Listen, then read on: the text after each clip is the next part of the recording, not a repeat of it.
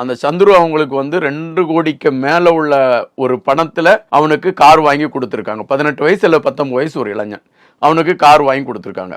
ஒரு குறிப்பிட்ட ஒரு கட்சியை சார்ந்த கவுன்சிலருடைய பேரனுக்கு 2 கோடி ரூபாய்க்கு மேல உள்ள பணத்தோடு ஒரு கார் வாங்க கொடுக்க அளவிற்கு அவங்களுக்கு வருமானம் இருக்குன்னா மக்களுக்கு ஒரு கேள்வி வருமா வராதா?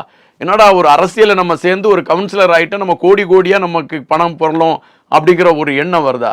இங்கதான் நம்ம பல கட்சிகள் சேர்ந்து ஒரு குறிப்பிட்ட கட்சியின் மீது ஊழல் கட்சின்னு வைக்கக்கூடிய குற்றச்சாட்டுகள் ஏன் வைக்கிறாங்கிறது உங்களுக்கு இங்க தெரியுதா?